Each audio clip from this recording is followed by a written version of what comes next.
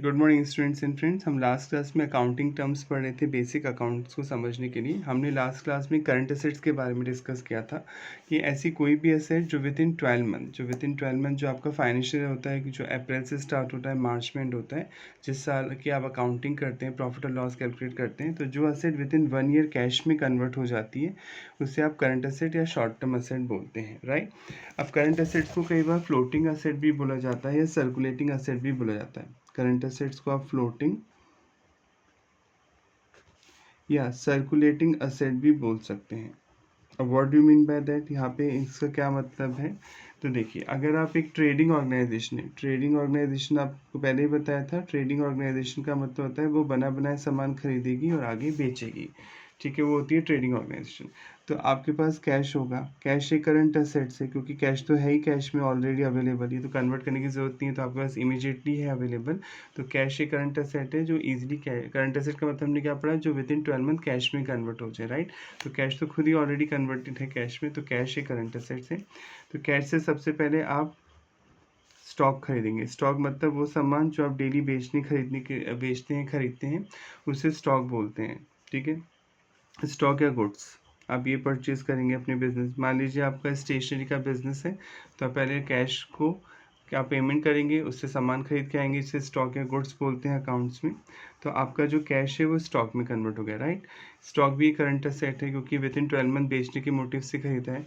फिर स्टॉक आप मान लीजिए उधार सामान बेचते हैं, तो आप डेटर्स को बेचेंगे। डेटर्स वो बंदा होता है जिससे आप उधार सामान बेचते हैं, उसे अकाउंट्स में डेटर्स बोलते हैं, देनदार जिसको देना है, ठीक है, डेटर्स, ठीक है। आपके पास राइट है इस बंदे से पैसे लेने का, ठीक है। आपने मान लेते हैं 2 महीने के उधार पे बेचा था, तो 2 महीने बाद ये बंदा आपको पेमेंट कर देगा, ये पर्सन, राइट। तो कैश, तो ये सर्कुलेटिंग एसेट है क्योंकि सर्कुलेट हो रही है, यानी कैश पहले किस में कन्वर्ट हुआ, स्टॉक या गुड्स में, स्टॉक कन्वर्ट हुए डेटर्स में और डेटर्स दोबारा कन्वर्ट हुए कैश में।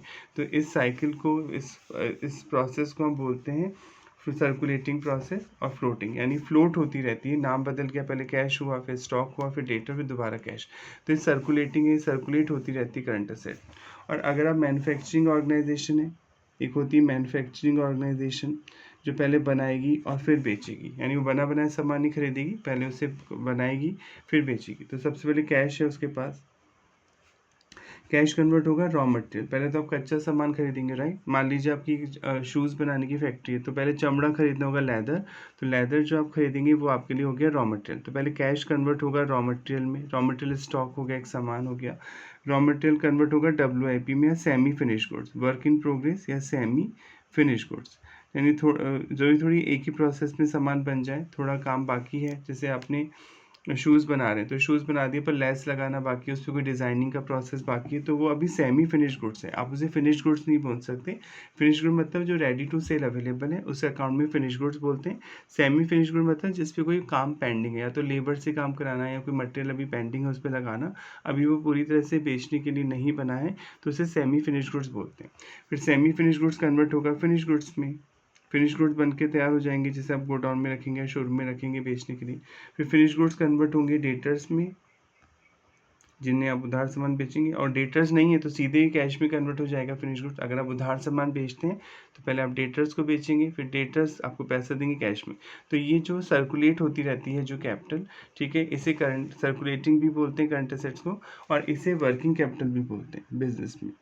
ऐसी कैपिटल जो डे टू डे बिजनेस में सर्कुलेट होती रहती है उसे अकाउंट्स में वर्किंग कैपिटल बोलते हैं। तो ये वर्किंग कैपिटल है, जो आपकी कैपिटल है, पैसा जो है पूंजी, हिंदी में कैपिटल को पूंजी बोलते हैं, पैसा बोलते हैं, जो बदलता रहता है। पहले कैश था आपके पास, कैश कन्वर्ट हुआ रॉ मटेरियल में, रॉ मटेरियल कन्वर्ट हुआ सेमी फिनिश गुड्स या WIP वर्किंग प्रोग्रेस भी बोल सकते हैं।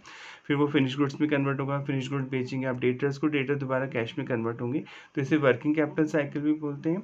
और इसे करंट एसेट्स ही हैं सारी जो इजीली कैश में कन्वर्ट हो रही है एक साल के अंदर, तो इन्हें करंट एसेट को सर्कुलेटिंग और फ्लोटिंग एसेट भी बोला जाता है। तो आई होप यहाँ पे क्लियर हो गया होगा।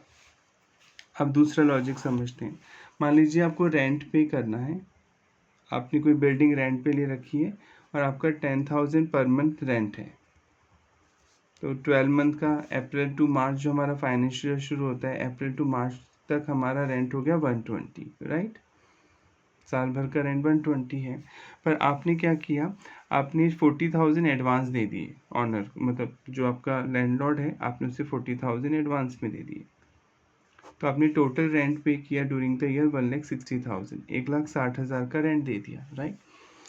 अब ये जो 40,000 रुपये का आपने रेंट दिया, इसे बोलेंगे एडवांस रेंट, पर अकाउंट की लैंग्वेज में इसे बोलते हैं प्रीपेड एक्सपेंसेस। ऐसा कोई भी खर्चा जो आपने पहले ही पे कर दिया, उसका टाइम पीरियड अभी नहीं आया था, अगर आप उसे पहले ही पे कर देते तो उसे प्रीपेड एक्सपेंसेस बोलते हैं।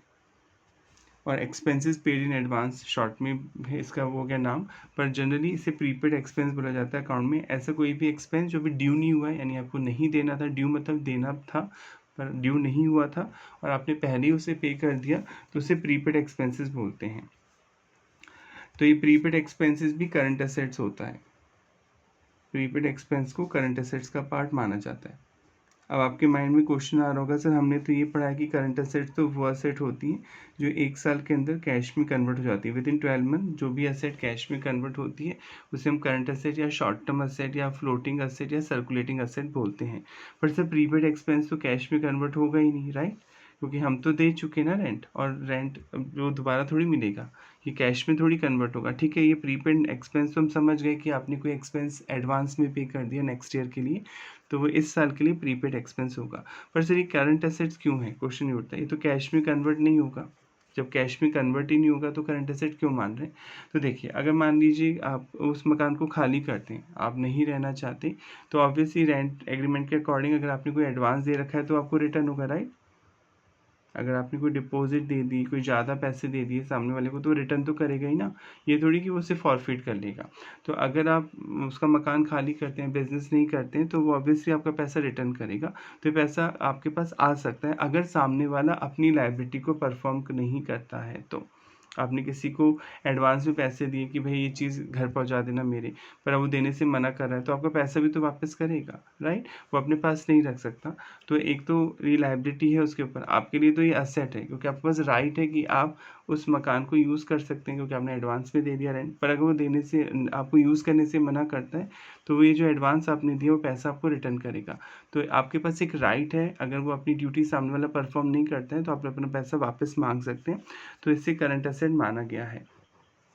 ठीक है, भले ही कैश में कन्वर्ट नहीं होगी, पर आपके पास राइट है कि अगर सामने वाला अपनी ड्यूटी परफॉर्म करने से मना कर सकता है तो you can demand money back, आप अपना पैसा वापस मांग सकते हैं, और फिर ये कैश में भी कन्वर्ट हो सकता है, राइट। तो इसे प्रीपेड एक्सपेंसेस को भी करंट एसेट्स का पार्ट माना जाता है। अब हम पढ़ लेते हैं। इसको पढ़ने से पहले मैं आपको एक BR का कॉन्सेप्ट बता देता हूँ जो आ रहा था। एक वर्ड है bills receivable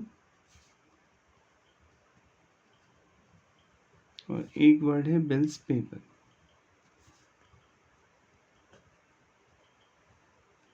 what do mean by bills receivable bills payable. तो पहले हम एक स्टोरी समझते हैं, उसके बाद इसे पढ़ेंगे। मान लेते हैं मिस्टर ए एक बिजनेसमैन है कि कोई प्रोडक्ट बेचते हैं, कोई भी प्रोडक्ट आप मान सकते हैं। मिस्टर बी कस्टमर है, इसे प्रोडक्ट खरीदना है। ये दोनों आपस में एक दूसरे को नहीं जानते हैं। मिस्टर बी ए के पास आता है और डिसाइड करता है कि 1 लाख रुपए का सामान मुझे खरीदना है। 1 लाख रुपीज़ का बिल बन गया, ठीक है, 1 लाख रुपए का। अब बी कह रहा है कि मेरे पास अभी तो पैसे नहीं है, मैं फ्यूचर में इस दिन आपको दे दूंगा। फ्यूचर में मान लेते हैं 2 महीने बाद। बी कहता है मैं 2 महीने बाद आपको पैसे दे सकता हूँ, अभी तो मेरे पास पैसे नहीं है। तो क्वेश्चन उठता है, क्या ए बी को उधार सामान बेचेगा, क्रेडिट पे सामान बेचेगा? ऑब्वियसली नहीं बेचेगा, राइट, क्योंकि आप जानते ही नहीं इसको। आपको क्या पता, मान लो 2 महीने बाद नहीं दे पैसे, फिर आपको कोर्ट में जाना पड़ेगा, बहुत लंबा प्रोसेस होता है, बहुत टाइम लग जाएगा, ठीक है। और ये भाग जाए आपका पैसा लेके, कुछ भी हो सकता है, राइट। ये मना भी कर दे तो क्या कर लेंगे आप, राइट। तो आपके पास कोई राइट नहीं है, कोई प्रूफ नहीं है, राइट। आपके पास केवल एक बिल होगा, कोई सिक्योरिटी नहीं है आपके पास में, फिर आपने गिरवी नहीं रखवाई ये चीज़ की चलो ये नहीं दे रहा पैसे तो उससे बेच के पैसा वसूल कर लें। तो आप उधार सामान नहीं बेचेंगे किसी अनजान आदमी को, क्योंकि आपको डाउट होगा, पता नहीं वो देगा नहीं देगा। अगर आप ये आपका फ्रेंड होता, कोई रिलेटिव होता, या कोई इसकी गारंटी दे देता आपको, जैसे मान लीजिए आपका कोई कॉमन फ्रेंड है सी, वो कह रहा है कि ठीक है अगर बी पैसे नहीं देगा तो मैं दे दूंगा, तब तो ठीक है, उधार सामान आप बेच देंगे कि कल को अगर बी देने से मना करता है तो सी आपका जानकार है, वो आपको पैसे दे देगा। इसे बोलते हैं किसी के भी यहाँ पे गारंटी देना, कि अगर कोई पर्सन किसी के नहीं, आप उधार सामान बेचें तो किसी से आप गारंटी ले सकते हैं कि अगर कल को वो पर्सन डिफ़ॉल्ट करता है, नहीं देता है पैसा टाइम पर, तो जिसने गारंटी दी है वो आपको पैसे दे देगा। पर यहाँ पे भी ऐसा केस नहीं है, दोनों अनजान है एक दूसरे से। तो फिर एक प्रोसेस है इससे कि एक लीगल डॉक्यूमेंट होता है। आपने देखा होगा कोर्ट में ग्रीन कलर का पेपर मिलता है जिस पे कोर्ट का स्टैम्प पेपर होता है, जैसे इंग्लिश में स्टैम्प पेपर बोलते हैं, उस पर भारत सरकार की मोहर होती है। तो इस पेपर को लीगल डॉक्यूमेंट बोला जाता है, ठीक है, लीगल कागज है ये। इस पे ए क्या करेगा, एक लैंग्वेज टाइप करवाएगा, ए करवाएगा, जो सेलर है वो टाइप करवाएगा लैंग्वेज, ये सेलर हो गया, ये बायर हो गया, बी तो ये लैंग्वेज लिखवाएगा कि इस दिन मैंने बी को सामान बेचा और बी ने मुझे इस दिन मुझे या मेरे बिहाफ पे किसी को देने का प्रॉमिस किया। यानी ए को भी दे सकता है पैसे, और ए अगर कहेगा कि मेरी वाइफ को दे दो, मेरे किसी फ्रेंड को दे दो, तो उसको भी देगा। बी को तो देने ही पैसे, तो इन्हें लैंग्वेज लिखवाई, या तो ये मुझे देगा या मेरे बिहाफ पर किसी और पर्सन को देगा मेरे कहने पर। और फिर ये बी को भेजता है ये डॉक्यूमेंट, बी इस पे साइन कर देगा अपने, राइट, जैसे साइन कर दिए बी ने, तो बी इसमें एक्सेप्टेंस दे रहा है कि हाँ मैंने ए से सामान खरीदा है, और आप विटनेस होंगे, 2-3 इसमें जनरली 2 होते हैं या 1 होते हैं, विटनेस साइन करेंगे और ए इसमें टाइप करवाएगा लैंग्वेज। तो बी इसे एक्सेप्ट कर रहा है, ये अपनी मतलब एक्सेप्टेंस दे रहा है कि हाँ मैंने ए से इस दिन सामान खरीदा है और मैंने इस दिन देने का प्रॉमिस किया, और साइन करें, तो ये लीगल डॉक्यूमेंट बन गया। कल को अगर बी देने से मना करता है तो आप कोर्ट में जा सकते हैं, उस पर पुलिस कंप्लेन कर सकते हैं कि इसने लीगली मेरे से सामान खरीदा था और अभी देने से मना कर रहा है। तो आपके पास एक प्रूफ हो गया कि जिसके बेस पे आप ये प्रूफ कर सकते हैं कि बी ने आपको 2 महीने बाद पैसा देने का प्रॉमिस किया। तो ये जो लीगल डॉक्यूमेंट है, ये जो कागज है, ठीक है, इसे बिल्स रिसीवर बोला जाएगा ए के लिए, क्योंकि ए के पास तो राइट है पैसा लेने का। तो ये जो लीगल डॉक्यूमेंट है इसे ए के पॉइंट ऑफ व्यू से बिल्स रिसीवर बोला जाएगा, क्योंकि उसे बिल रिसीव हुआ है, ए ने उसे साइन करके दिया है डॉक्यूमेंट। और बी के लिए तो लाइबिलिटी है क्योंकि उसे पे करनी है, तो बी के लिए डॉक्यूमेंट कहलाएगा बिल्स पेबल। तो बी के पॉइंट ऑफ व्यू से अगर आप बोलेंगे तो बिल्स पेबल है क्योंकि बी को पैसा देना है। और अगर आप ए के पॉइंट ऑफ व्यू से बात कर रहे हैं तो उसके लिए असेट है क्योंकि उसके पास राइट है, क्योंकि उससे बी से पैसा कलेक्ट करना है। पहले एक फॉर्मेट भी आता था जो स्टेशनरी की शॉप्स में मिलता था, बी आर का एक फॉर्मेट होता था, सेट फॉर्मेट होता था, उस पर आप पोस्ट ऑफिस का टिकट लगाते थे और वो एक्सेप्टेबल था। पर आजकल ये फॉर्मेट तो शायद अवेलेबल नहीं होता है स्टेशनरी की शॉप पर, तो आप लीगल डॉक्यूमेंट ही तैयार कराते हैं, इसे नोटराइज करा लेते हैं एडवोकेट से, और जो बायर है वो साइन करके आपको दे देता है। तो कल को अगर वो मना करता है पैसे देने से तो आपके पास एक लीगल प्रूफ होता है, आप उसके खिलाफ पुलिस कंप्लेन कर सकते हैं, कोर्ट में जा सकते हैं पैसा वसूल करने के लिए। तो आई होप यहाँ पे क्लियर हो गया होगा। अब ये BRBP जो होते हैं इन्हें नेगोशिएबल इंस्ट्रूमेंट बोला जाता है, इसे भी क्लियर कर लेते हैं। Negotiable instrument, what do you mean by negotiable instrument? Negotiable का मतलब इजीली ट्रांसफरेबल, मतलब वो इजीली ट्रांसफरेबल होते हैं। जैसे मान लीजिए आपके पास नोट है, अगर आपके पास 100 रुपीज़ का नोट है, राइट, तो उस पर आपका नाम थोड़ी लिखा है, नोट पे नाम नहीं होता, किसी का भी नंबर्स होते हैं। यानी अगर आपका वो नोट खो जाए और मुझे मिल जाए तो मेरा हो जाएगा, राइट। तो एक जो करेंसी है वो नेगोशिएबल इंस्ट्रूमेंट हो गई, जिसे ईजिली आप ट्रांसफ़र कर सकते हैं। इसके लिए किसी से सिग्नेचर कराने के लिए किसी से परमिशन लेने की ज़रूरत नहीं है। तो BR भी एक नेगोशिएबल इंस्ट्रूमेंट है। नेगोशिएबल कैसे हुआ सर BR? क्योंकि ए ने क्या लैंग्वेज दिखाई थी, या तो मुझे दोगे या मेरे बिहाफ पे किसी और को दोगे। यानी ए अपना BR किसी और को भी ट्रांसफ़र कर सकता है। जैसे मान लेते हैं ए ने किसी से पैसे ले रखे हैं, यानी खुद किसी से, मानते हैं डी नाम के आदमी से 1 लाख रुपए ले रखे हैं, तो ए को 1 लाख रुपए डी को चुकाने, तो ए क्या बोलेगा कि ऐसा करो मैं अपना BR दे देता हूँ तुम्हें, और बी 2 महीने बाद मेरे बिहार पर तुम्हें दे देगा पैसे। तो ये BR क्या हो गया, नेगोशिएबल इंस्ट्रूमेंट हो गया। ए को ट्रांसफ़र करने के लिए बी की परमिशन थोड़ी लेनी पड़ी, उससे किसी से परमिशन नहीं लेनी, क्योंकि उसके पास लीगल राइट था कि उसे 2 महीने बाद बी पैसे देगा, तो वो अपना राइट किसी और को ट्रांसफ़र कर सकता है। तो BR और BP एक नेगोशिएबल इंस्ट्रूमेंट है जिन्हें विदाउट परमिशन आप ट्रांसफ़र कर सकते हैं। और इसे लैंग्वेज में क्या बोलते हैं, जब आप अपना BR किसी को ट्रांसफ़र करते हैं तो लॉ की लैंग्वेज में इसे इंडोर्समेंट बोलते हैं, कि आपने इंडोर्स कर दिया, इंडोर्समेंट। इंडोर्स का मतलब क्या हुआ सर, जब आप अपना पैसा लेने का राइट, जब आप अपना पैसा लेने का राइट किसी को ट्रांसफ़र कर देते हैं तो इसे लॉ की लैंग्वेज में इंडोर्समेंट बोलते हैं, कि आपने इंडोर्स कर दिया, ठीक है। और 3 पार्टी हो गई अब यहाँ पर, एक तो बी है, एक है ए और डी। तो इसे लॉ की लैंग्वेज में ए ने तो बिल लिखा था, ये लीगल डॉक्यूमेंट तैयार करवाया था, तो ए को बोलते हैं ड्रॉवर, जो बिल लिखवाता है ड्रॉवर यानी सेलर, उसे लॉ की लैंग्वेज में बोलते हैं ड्रॉवर। BRBP के केस में ए हो गया ड्रॉवर। बी मतलब बायर था जिसने बिल की एक्सेप्टेंस दी थी, तो ये हो जाएगा ड्रॉवी, इसे ड्रॉवी बोलते हैं लॉ की लैंग्वेज में, जो बिल एक्सेप्ट करेगा, साइन करेगा। और जिसे राइट मिला पैसा लेने का उसे बोलते हैं इंडोर्सी, इंडोर्सी, ठीक है। तो BR को आप चाहें तो किसी को दे भी सकते हैं अपने बिहाफ पर। जब आप अपना पैसा लेने का राइट किसी को ट्रांसफ़र कर देते हैं तो इस प्रोसेस को इंडोर्समेंट बोलते हैं और उस पर्सन को इंडोर्सी बोलते हैं। तो BRBP में मैक्सिमम 3 पार्टीज़ हो सकती हैं। एक तो होगा ड्रॉवर यानी सेलर जो बिल की लैंग्वेज लिखेगा, ठीक है, बिल लिखेगा। बी जो बायर होगा वो उसे बोलेंगे ड्रॉवी, जो एक्सेप्टेंस देगा कि हाँ मैंने इस दिन उधार सामान खरीदा और इस दिन देने का प्रॉमिस किया है। और जो थर्ड पार्टी होगी इंडोर्सी, जिसे पैसा लेने का राइट मिलेगा। जो नहीं हर बार थर्ड पार्टी हो, अगर ए अपना बिल किसी को ट्रांसफ़र नहीं करता तो ए को ही मिल जाएगा पैसा। तो मैक्सिमम BRBP में 3 पार्टीज़ हो सकती हैं। एक होता है ड्रॉवी, एक होता है ड्रॉवर, एक होता है इंडोर्सी। तो BR अगर आपसे कोई पूछे what do mean by BR, तो BR is a legal document. अगर आप कोई डेफिनेशन आपसे पूछे, मीनिंग ही देंगे आप, तो कोई ऑथर नहीं है तो डेफिनेशन तो कोई ऑथर ही देगा। तो मीनिंग मतलब जो हर कोई दे सकता है जो उसे समझ में आ रहा है। तो BR is a legal document है, राइट, ठीक है। रिटन बाय सेलर यानी ड्रॉवर रिटन करता है, लिखवाता है। एक्सेप्टेड बाय बायर यानी ड्रॉवी इसे एक्सेप्ट करता है। And it BR can be endorse, आप इसे इंडोर्स कर सकते हैं, अपना पैसा लेने का राइट किसी को दे सकते हैं। और BRBP एक नेगोशिएबल इंस्ट्रूमेंट होते हैं। नेगोशिएबल इंस्ट्रूमेंट मतलब जिन्हें ईजिली ट्रांसफ़र किया जा सकता है एक पर्सन से दूसरे पर्सन। जो शेयर होते हैं, जैसे शेयर मार्केट में आपने शेयर खरीदा टाटा का, तो आप चाहें तो अपना शेयर किसी को भी ट्रांसफ़र कर सकते हैं, आपको टाटा कंपनी से परमिशन लेने की ज़रूरत नहीं है।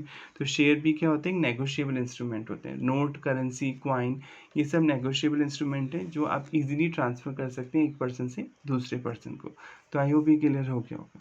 अब आगे बढ़ते हैं। तो करंट एसेट्स की डेफिनेशन और नीचे ढंग से दे रखी, तो दोबारा पढ़ लेते हैं।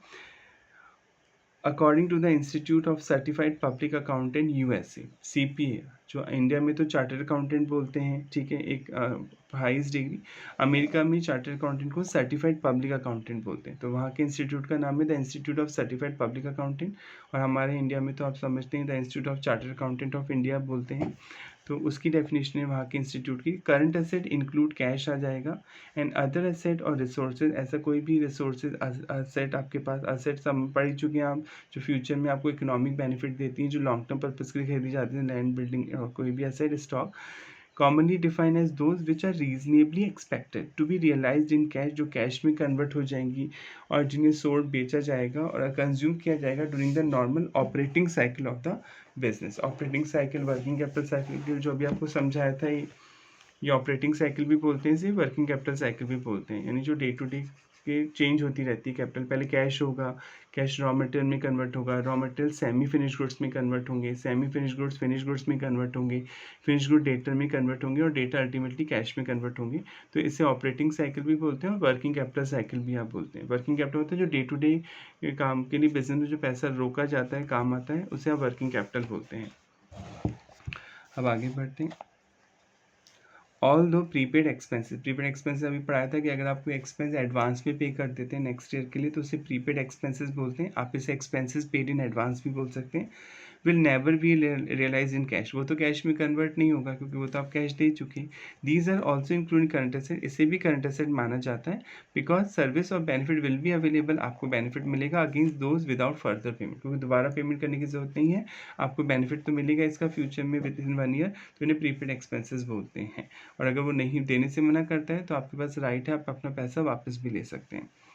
तो करंट एसेट और also known as floating asset बताया था, फ्लोट होती रहती है, बदलती रहती है। कैश कन्वर्ट होगा रॉ मटेरियल में, रॉ मटेरियल कन्वर्ट होगा WIP में, WIP कन्वर्ट होगा फिनिश गुड में, फिनिश गुड कन्वर्ट होंगे डेटर में और डेटर दोबारा कन्वर्ट होंगे कैश में। तो ये फ्लोटिंग एसेट या सर्कुलेटिंग एसेट भी है, इन्हें वर्किंग कैपिटल साइकिल भी बोलते हैं। As the amount and nature of such asset keep changing continuously, क्योंकि चेंज होती रहती है।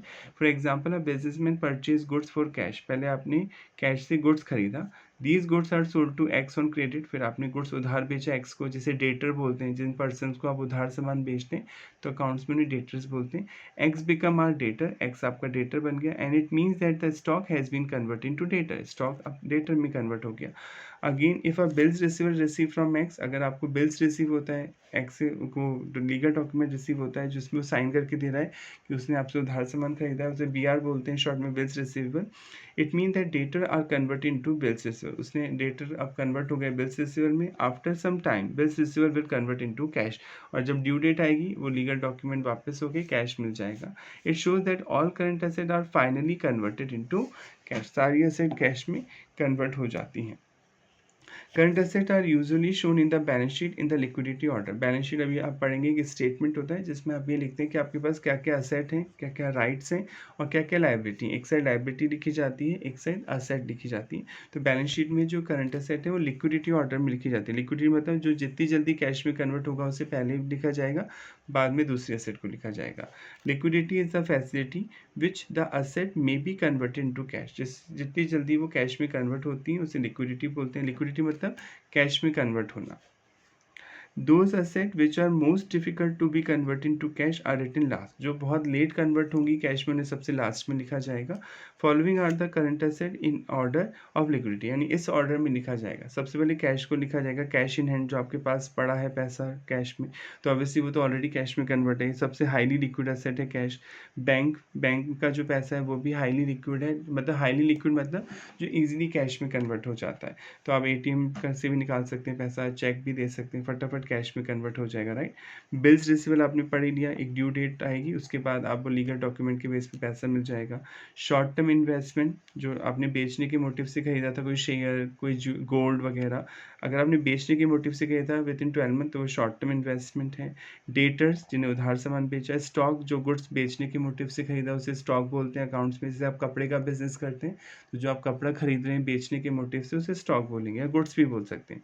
और प्रीपेड एक्सपेंसेस, तो ये करंट एसेट्स हैं। लिक्विडिटी ऑर्डर मतलब जो जितनी जल्दी कैश में कन्वर्ट होगा वो पहले पॉइंट में लिखेंगे, असेंडिंग ऑर्डर में ऐसे लिखते जाएंगे।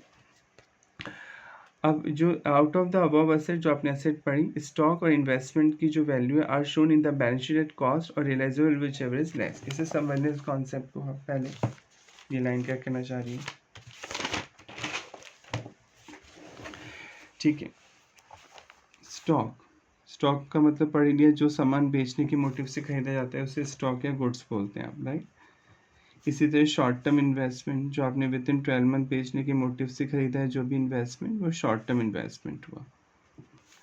तो मान लीजिए आपने कोई शेयर खरीदा था, मान किसी भी कंपनी का शेयर, मान लीजिए शेयर आप पढ़ेंगे अभी आगे डिटेल में, और शेयर खरीदा है और मान लीजिए खरीदा जिस दिन था उस दिन तो 2000 रुपये दिए थे। अब शेयर की वैल्यू तो बदलती रहती है डिमांड सप्लाई के अकॉर्डिंग। और मान लीजिए जिस दिन आप ईयर एंड होता है 31 मार्च को ईयर एंड हो रहा है आपका, और इसकी जो वैल्यू है ये रह जाती है 1800। रियलाइजेबल वैल्यू मतलब जो बेचने पे पैसा मिलेगा उसे नेट रियलाइजेबल वैल्यू बोलते हैं। Net realisable value. अब सर नेट क्यों लगाया आपने? सपोज आप किसी ब्रोकर के थ्रू बेच रहे हैं, अपना शेयर ब्रोकरेज देनी पड़ेगी, तो आपने 1800 का शेयर है पर आपको 10% ब्रोकरेज देनी है, या मान लेते हैं 100 रुपीज़ ब्रोकरेज देनी पड़ेगी ब्रोकर को और 1700 रुपये आपको मिलेंगे। तो ब्रोकरेज जो भी सेलिंग एक्सपेंस है, बेचने के जो खर्चों घटाने के बाद जो वैल्यू आएगी उसे नेट रियलाइजेबल वैल्यू बोलते हैं। रियलाइजेबल वैल्यू तो 1800 है, बेचने में पैसा तो 1800 मिलेगा, पर आपके जो एक्सपेंस है वो डिडक्ट करने के बाद जो वैल्यू आएगी उसे बोलेंगे नेट रियलाइजेबल वैल्यू, जो सच में पैसा वसूल हुआ, हिंदी बोलते हैं वसूली मूल्य, नेट रियलाइजेबल वैल्यू। तो अब आपको अकाउंट्स बोलती है, ठीक है, कि आप जब आप दिखाएंगे कि इस शेयर की वैल्यू आपके लिए क्या है, तो आप 2000 नहीं लिखेंगे, ये तो कॉस्ट है। कॉस्ट मतलब जिस पे आपने खरीदा था, लागत जिस पे आपने शेयर खरीदा था उसे कॉस्ट प्राइस बोलेंगे। तो कंपैरिजन करेंगे आप कि या तो कॉस्ट प्राइस या नेट रियलाइजेबल वैल्यू, ठीक है, विच एवरेज लेस, जो भी दोनों में से कम है उसी वैल्यू पे आप इसे दिखाएंगे बैलेंस शीट में। अकाउंट्स में रूल है, अभी आप पढ़ेंगे क्यों है ये रूल, इसका लॉजिक अभी आप आगे समझेंगे, अभी नहीं समझा रहा, वो अकाउंटिंग स्टैंडर्ड का नेक्स्ट चैप्टर है। तो अभी आप बस इतना समझिए कि जो स्टॉक होता है, जो सामान आप बेचने के मोटिव से खरीदते हैं, और शॉर्ट टर्म जो इन्वेस्टमेंट होते हैं, या तो वो कॉस्ट प्राइस जिस वैल्यू पे आपने खरीदा उसे कॉस्ट प्राइस बोलते हैं लागत, या जो उनकी मार्केट वैल्यू चल रही है वो, विच मार्केट वैल्यू भी कौन सी, नेट रियलाइजेबल वैल्यू, जिस वैल्यू पे वो नेट बिक जाएंगे, जो नेट पैसा आपके पास में आएगा, विच एवरेज लेस, उसी को वैल्यू को आप बैलेंस शीट में दिखाएंगे कि आपके पास ये 1700 रुपये की असेट है। असेट मतलब जो फ्यूचर में आपको पैसा कमा के दे सकती है, बेनिफिट देती है। फ्यूचर में जब आप शेयर को बेचेंगे तो 1700 रुपये तो मिलेंगे, राइट, 2000 तो नहीं मिलेंगे। तो विच एवरेज लेस, या तो कॉस्ट प्राइस या मार्केट प्राइस, उस पर शो करना होता है, ये बोल रही है लाइन आपको। अब क्यों करना होता है, इसका क्या लॉजिक है, वो हम नेक्स्ट चैप्टर में पढ़ेंगे, पर यहाँ दे रखी है लाइन इसलिए आपको समझाया जा रहा है। Out of the stock and investment are shown in the balance sheet at a cost or realizable value whichever is less. Bills receivable and data are shown at the estimated as value. अब debtors BR को तो जो value आपको मिलने वाली है उस पर शो कर रहे होते हैं। Cash in and cash at bank are shown in actual figure, ये एक्चुअल फिगर पे आते हैं। अब be are debtor estimated figure क्या होती है, जैसे मान लीजिए आपने 1 करोड़ का सामान बेचा है, 10 लाख का मान लेते हैं समझने के लिए, 10 लाख का उधार सामान बेचा है, राइट। अब आपको डाउट है, आपकी प्रैक्टिस ये बोलते हैं कि इनमें से लगभग 1 लाख का तो डूब ही जाता है हर साल, मेरा पैसा 1 लाख रुपए का डूब जाएगा। वो अकाउंट से बोलते हैं बैड डेट्स। बैड डेट्स मतलब जब आप किसी को उधार सामान बेचते हैं और बंदा नहीं दे पाता है आपके पैसे, तो आप उसे बैड डेट्स का नाम देते हैं।